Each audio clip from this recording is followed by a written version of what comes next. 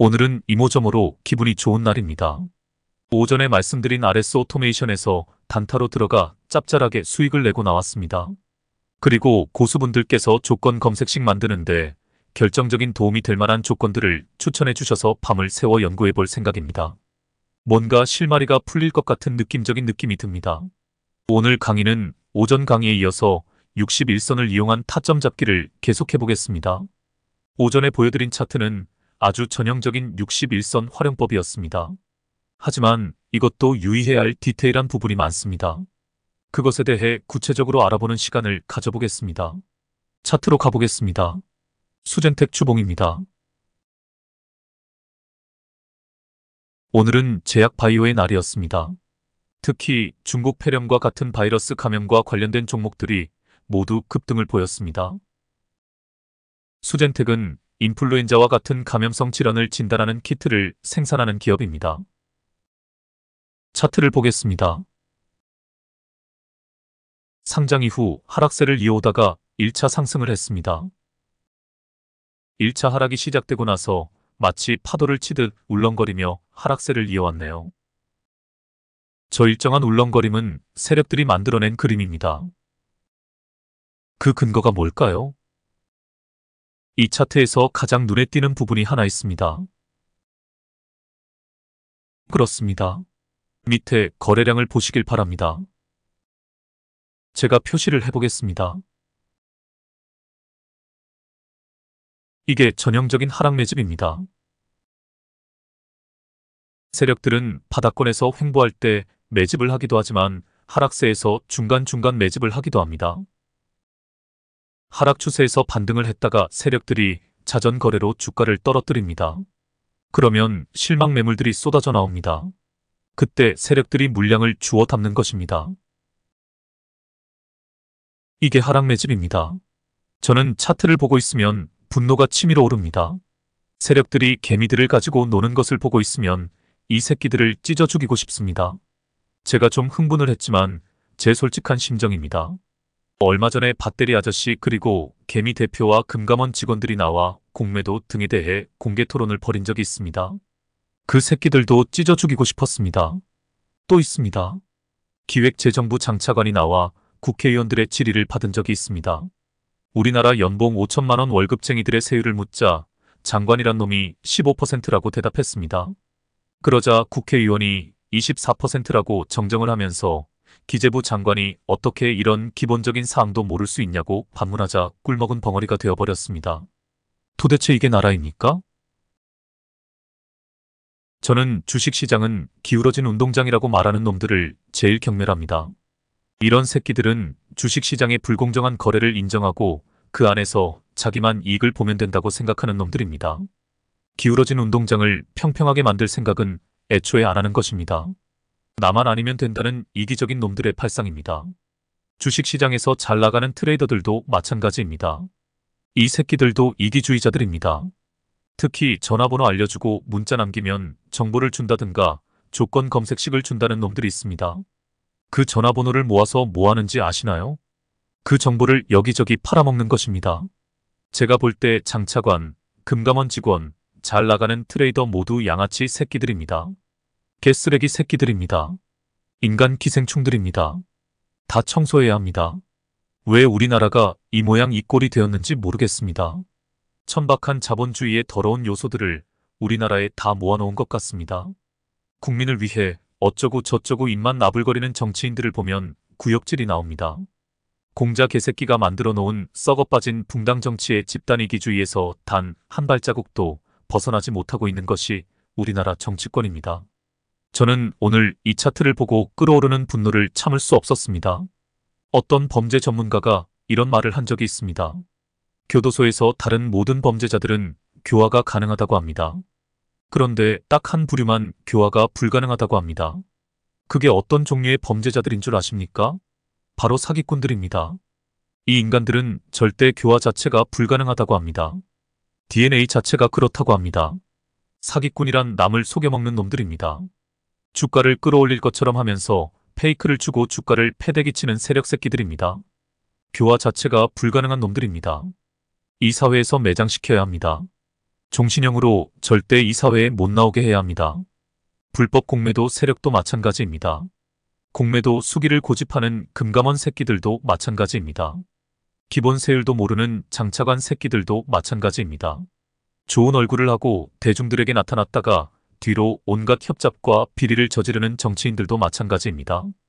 제가 이 영상을 만들면서 다시 한번 느끼는 거지만 세력들이 있는 한 우리나라 주식시장은 사기꾼들 세상이 될 수밖에 없습니다. 근본적으로 바꾸어야 합니다. 기울어진 운동장이 아니라 평평한 운동장이 되어야 합니다. 오히려 소액 투자자들을 보호하는 법적인 장치나 제도를 만들어야 합니다. 인센티브를 준다면 오히려 개미들에게 주어야 합니다.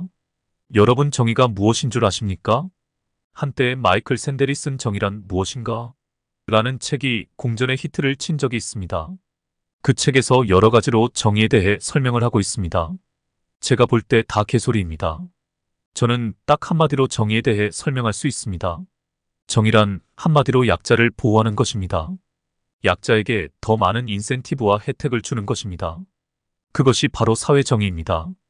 우리나라 세금 제도의 근본적인 모순이 무엇인 줄 아십니까? 과세는 기본적으로 차별과세가 되어야 합니다. 부자는 세금을 많이 내야 하고 가난한 사람은 적게 내야 합니다. 그런데 우리나라에서는 소비재에 과세되는 비중이 거의 50%에 육박하고 있습니다. 미국에서는 소비재에서 걷어들이는 세금이 국고의 10%도 안 됩니다. 즉, 우리나라는 아이스크림을 하나 사 먹을 때 부자나 가난한 사람이나 똑같은 세율로 세금을 내고 있는 것입니다. 이것이 소비자 물가가 올라갈 때 우리 서민들의 허리가 휘어지는 이유입니다. 유럽에서는 부자 과세가 너무 심해 상대적으로 부자 과세율이 적은 나라로 이민을 가거나 국적을 바꾸는 사람도 많습니다. 그래도 정부에서는 부자 과세를 낮추고 있지 않습니다. 사회적 약자를 보호하고 사회 정의를 실현하기 위해서입니다. 똑똑한 국민들의 신임을 얻기 위해서입니다. 우리나라 사람들은 착해도 너무 착합니다. 좀 더 적나라하게 말하면 무식해도 너무 무식합니다. 그냥 나만 잘 먹고 잘 살면 그만이지. 우리 가족만 무탈하면 그만이지. 뭐 이런 식입니다. 그래서 사기꾼들이 판치는 세상이 되어버렸습니다. 오늘 밤에 조건 검색식을 만들어야 하는데 너무 이야기가 길어질 것 같아 여기서 끊겠습니다. 제발 우리 모두 시야를 넓혀 넓게 보고 깊이 생각하는 힘을 길렀으면 합니다. 다시 차트로 가보겠습니다. 주가가 바닥권까지 내려와 반등을 했습니다. 일봉에서 확인해봐야 알겠지만 볼벤선이 바닥에 붙었습니다. 더 이상 팔 사람이 없는 상태에서 반등을 했다면 이제 2차 상승의 시작입니다. 하지만 바닥권에서 2차 상승이 시작되었다 하더라도 바로 치고 가는 것은 아닙니다. 우리가 여러 차트에서 확인을 했듯 바닥권에서 최초 상승이 나오고 길고 긴 보합세를 이어가는 경우도 많습니다. 그것은 전적으로 모멘텀의 강도에 달려 있습니다. 중국 폐렴과 같은 전염성 질환이 작년 말 이후 올해 들어와 사회적 이슈로 등장한 적이 없었습니다. 제가 찾아보니 이런 뉴스가 있었네요. 똘똘이 나오세요. 일본 전역에서 치사율이 최대 30%에 달하는 감염병이 확산 중이라는 외신 보도가 나왔다. 한국 관광객이 많이 찾는 여행지인 만큼 주의가 필요한 상황이다. 15일 현지 시간 영국 일간지 가디언 등에 따르면 일본 전역에서 연쇄국 윤독성 쇼크 증후군 STSS이 급증해 일본 보건 당국이 원인을 찾고 있다. 올해 1월과 2월 일본에서 STSS 확진 사례는 총 378건으로 집계됐으며 일본 47개 현 중 2개 현을 제외한 모든 현에서 감염이 확인됐다. STSS는 화농성 연쇄상구균이라는 박테리아에 의해 감염된다. A형 연쇄상구균으로 알려진 이 박테리아는 주로 어린이에게 인후통을 유발하며 대다수의 사람은 감염 사실도 인지하지 못하는 것으로 알려졌다. 감염자는 고열, 인후통, 충혈된 눈, 설사 및 근육통 등을 호소하며 일부는 의식이 혼미해질 수 있다. 경우에 따라 30세 이상의 성인에게 심각한 질병과 합병증은 물론 사망까지 유발할 수 있으며 치사율은 최대 30%에 달하는 것으로 알려졌다. 일본 국립감염병연구소의 NIAID에 따르면 실제 2023년 7월 12월 사이에 STSS 진단을 받은 50세 미만 65명 중 약 3분의 1에 해당하는 21명이 사망했다. 다만 NIAID는 전격성 심각하고 급작스러운 형태의 연쇄상구균의 기전은 아직 알려지지 않은 요인이 많고 이를 설명할 수 있는 단계는 아니다라고 밝혔다. NIAID는 올해 일본 내 STSS 감염자 수가 신기록을 경신할 것으로 전망하고 있다. STSS는 코로나와 같이 비말과 신체 접촉을 통해 전파될 뿐 아니라 피부의 상처를 통해서도 감염될 수 있다.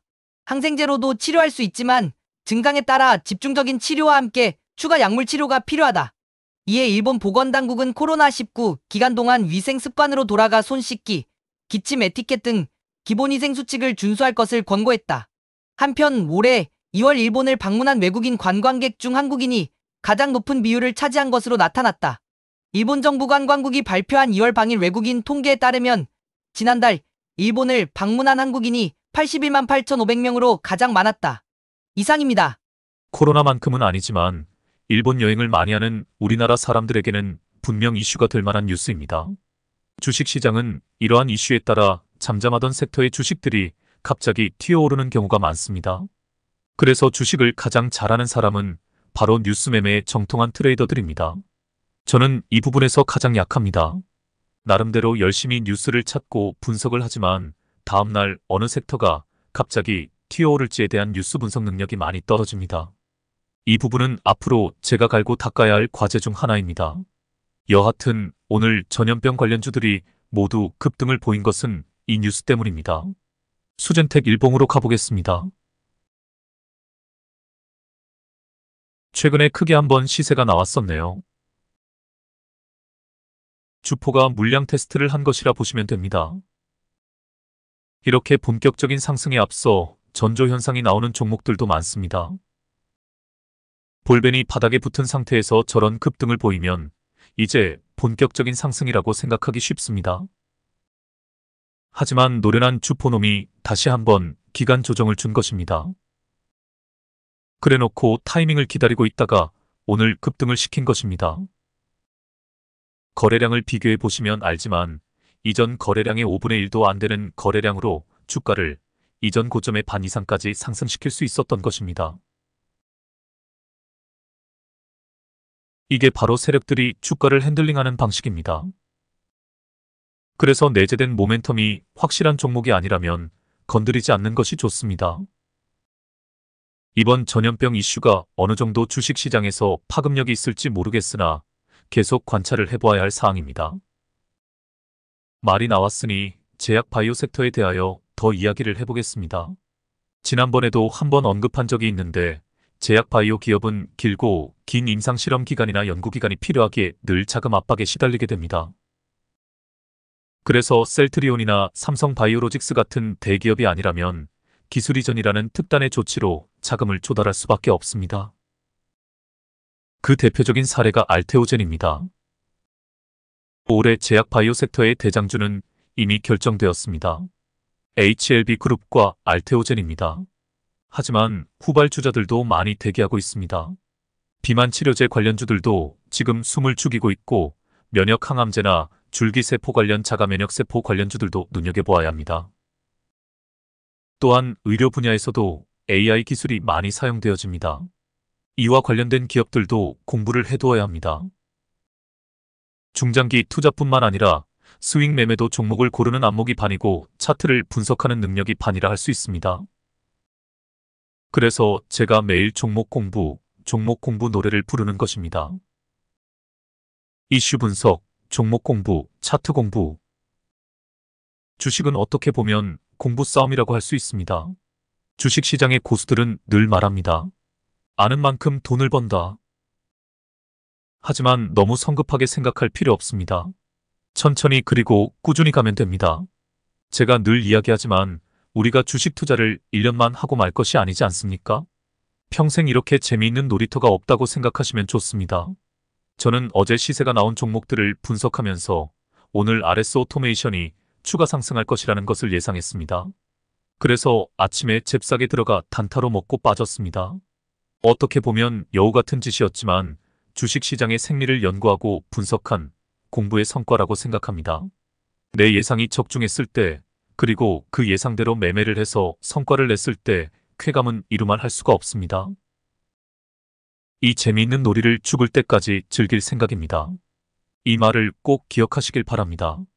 주식시장은 하수에게는 지옥이지만 고수에게는 놀이터이다. 저는 제가 고수라고 생각해 본 적이 단 한 번도 없습니다. 고수가 되기 위해 노력할 뿐입니다. 다만 누가 고수이고 누가 고수인 척 하는지 보는 눈은 생겼습니다. 이것만으로도 저는 많은 발전이 있었다고 생각합니다. 이 시장에서 10년, 20년 잔뼈가 굵은 트레이더들도 아차하다가 중요한 포인트 하나를 놓쳐 실수를 하는 것이 이 시장입니다. 저는 죽는 순간까지 겸손하게 배워갈 생각입니다. 그래서 고수 중에 고수가 되는 것이 꿈입니다. 여러분도 저와 같이 고수가 되는 길을 묵묵히 걸어갔으면 좋겠습니다. 그래서 제야의 고수가 되어 보이지 않는 곳에서 많은 주린이들에게 도움이 되는 사람이 되었으면 합니다. 나중에 동학개미운동이 본격화되면 우리 불개미 군단 이름으로 수익률 대회를 개최할 생각입니다. 슈퍼개미들을 초청해 초청 강연회도 열 생각입니다. 또한 개개인의 매매일지 중에 중요 포인트가 되는 부분들을 수집해 통합본으로 만들어 전자책으로도 발간할 생각입니다. 제가 여러 번 이야기했듯 섹터별로 나누어 팀장을 두고 팀원들과 함께 기업 탐방도 하고 기업 분석 리포트도 작성할 것입니다. 제 머릿속에는 온갖 구상들이 넘쳐납니다. 생각하고 싶지 않아도 생각이 꼬리에 꼬리를 물고 지가 스스로 생각을 발전시켜 나갑니다. 제가 오늘 좀 들떠 있습니다. 왜냐하면 서두에서도 이야기했지만 고수분들께서 조건 검색식에 들어갈 만한 조건들을 추천해 주셨기 때문에 영상을 만들고 나서 그걸 실험해 볼 생각에 벌써부터 격앙이 되었습니다. 저는 이 일이 결코 일이라고 생각하지 않습니다. 놀이라고 생각합니다. 워크가 아니라 플레이라고 생각합니다. 비록 조건 검색식 때문에 담배 소비량이 늘고 없던 두통도 생겼지만 상관없습니다. 제가 좋아서 하는 일이기 때문입니다. 여러분들도 이렇게 즐기는 마음으로 주식 투자를 해보시길 바랍니다. 그러기 위해서는 꼭 단주로 공부한다는 마음으로 수련을 계속해 가셔야 합니다. 중수가 되고 고수가 되어 씨드를 누리시면 됩니다. 전에도 이야기했지만 우리 불개미 군단이 발전을 거듭해가면 우리 중에 누군가는 뉴스 매매 귀신이 나올 것입니다. 또 낙주 매매 귀신도 나올 것이고 돌파 매매, 종가 매매 귀신도 나올 것입니다. 비록 소설 속에서 많이 각색된 인물이긴 하지만 삼국지의 유비가 가진 강점이 무엇인 줄 아십니까? 한번 생각해 보시길 바랍니다. 바로 친화력입니다. 사람을 끄는 매력입니다. 사람을 뭉치게 하는 힘입니다. 조조는 냉철한 이성의 소유자입니다. 냉혹하기 이를 데 없는 잔인한 인물이었습니다. 하지만 그런 조조도 자기 사람 챙기는 것 하나는 끝내주는 사람이었습니다. 조조 역시 인간사의 원리 즉 연대의 힘을 알았던 것입니다. 헐리우드 명화를 손으로 꼽을 때 반드시 들어가는 글래디에이터란 영화를 아실 것입니다. 러셀 크로우가 로마 검투사로 나왔던 영화입니다. 허접한 검투사 무리와 잘 훈련된 전차 기갑병들이 검투장에서 생사의 대결을 펼칩니다. 지금으로 이야기하면 보병들과 전차 군단의 대결이었습니다. 그때 러셀 크로우가 동료 검투사들에게 이렇게 이야기합니다. 저 문에서 무엇이 나오든 우리는 뭉치면 살고 흩어지면 죽는다. 러셀 크로우의 지휘 아래 일사불란하게 움직인 보병들이 기갑사단을 물리치는 기적이 일어납니다. 이것이 연대의 힘입니다. 우리가 아직은 아무 힘없는 일개 개미들이지만 똘똘 뭉쳐 말 그대로 개미군단이 된다면 그 누구도 함부로 할 수 없는 강력한 사회단체로 성장할 수 있을 것입니다. 그 힘으로 주식시장의 사기꾼들을 다 몰아낼 수 있을 것입니다. 이 사회의 인간 기생충들을 다 청소할 수 있을 것입니다. 그날을 꿈꾸며 저는 오늘도 열심히 영상을 만들고 있습니다. 꿈이 꿈으로 끝나지 않고 현실에서 구현될 수 있도록 열과 성의를 다하여 조건 검색식을 만들고 있습니다. 영상을 만들고 나서 지쳐 쓰러져 잠이 들면 보통 새벽에 꼭 한 번 잠이 깹니다. 그럼 비몽사몽간에 영상 조회수를 확인하고 댓글을 읽어보고 다시 잠에 듭니다. 꿈속에서 정성스럽게 보내주신 댓글들을 읽어보고 흐뭇해하는 저 자신을 발견합니다. 제가 만든 영상이 주식 투자에 대한 안목을 일깨워 주었다는 댓글을 달아주신 분이 직접 저를 찾아와 고맙다는 말을 하는 꿈을 꾼 적도 있습니다. 그래서 더 열심히 해야지 하는 마음으로 내일 어떤 영상을 만들지 꿈속에서 고민하는 저 자신을 발견하기도 합니다. 다시 한번 강조하지만 흩어지면 죽고 뭉치면 사는 것입니다. 이 자본주의 사회, 특히 금융자본주의 시스템은 근본적으로 경쟁과 각자도생이라는 논리를 우리에게 강요합니다. 공동체 문화 자체가 성장할 수 없는 생태계입니다. 사람 사는 세상이 아닙니다. 너 죽거나 살자, 혹은 우리 가족만 아니면 돼. 이런 논리가 우리 무의식을 지배하도록 만들고 있습니다. 악마들이 만든 시스템입니다. 그래서 우리 사회에도 그렇게 많은 사기꾼들과 협잡꾼들이 판을 치는 것입니다. 언제까지 이런 사회에서 살 수는 없는 노릇입니다. 다 바꿔야 합니다. 아주 작은 것에서부터 연대를 생각하고 공동체를 생각하고 함께 사는 세상을 꿈꾸어야 합니다. 인간은 절대 혼자 살 수 없는 존재입니다. 관계 속에서만 그 의미를 갖는 존재입니다. 반목과 대립, 갈등과 적대가 아니라 화해와 우애 그리고 공생공존의 세상을 만들어 가야 합니다. 힘이 있는 사람일수록 나약한 사람을 업신여기지 않고 보듬어주고 케어하는 문화를 만들어 가야 합니다. 똑똑한 사람일수록 무식한 사람을 무시하지 않고 하나라도 더 가르쳐주고 지식을 공유하는 사회를 만들어 가야 합니다. 독점이 아니라 공유, 이것이 우리 불개미 군단의 모토가 되어야 합니다. 그래서 저는 너무도 기분이 좋은 것입니다. 빨리 영상을 만들고 고수들이 보내준 조건들을 기초로 조건 검색식을 만들어 보고 싶은 생각이 굴뚝 같습니다. 하지만 해야 할 일은 해야 하기에 차트 분석을 더 해보겠습니다. 제가 또 무슨 이야기 하다가 여기까지 왔는지 모르겠습니다. 차트로 다시 가보겠습니다. 아, 생각났습니다. 바이오 종목 공부를 많이 해야 한다고 강조하다가 여기까지 왔네요. 수젠텍은 자체적인 모멘텀이 그리 좋은 종목은 아닙니다. 하지만 최근 뉴스에 따른 시세가 나왔습니다. 이 이슈가 주식시장에서 얼만큼의 힘을 발휘할지 모르겠습니다. 단발성으로 끝날지 아니면 지속적인 파급력이 있을지 아직은 판단이 서질 않습니다. 잘 관찰해 볼 필요가 있겠습니다. 다음 종목으로 가보겠습니다. 솔브레인홀딩스입니다. 종목 공부는 각자 해보시길 바랍니다. 마음이 콩밭에 가 있어 빨리 영상을 만들고 콩밭으로 가야 할 것 같습니다. 주봉도 생략하고 보겠습니다. 주가의 전체적인 흐름을 보면 첫 상승 이후 꾸준하게 성장세를 이어오다가 최근에 급락이 나온 모습입니다. 차트를 키워서 본격적인 상승이 시작된 지점부터 보겠습니다. 대량 거래량이 들어온 시점부터 본격적인 상승이 시작되었다고 보면 됩니다. 그래서 거래량이 잠잠하다가 급격하게 거래량이 급증한 종목은 매매를 하지 않더라도 반드시 관심 종목에 넣어두고 관찰을 해야 합니다. 최초 상승은 아니지만 이 차트에서 그냥 최초 상승 지점이라고 할 수 있는 부분에 주목해 보시길 바랍니다. 거래량과 함께 장대 양봉이 등장합니다. 바로 장대 음봉이 출현하지만 계속해서 상승세를 이어갑니다. 그래서 최초 타점에서 진입했다면 쫄지 말고 기다려야 합니다.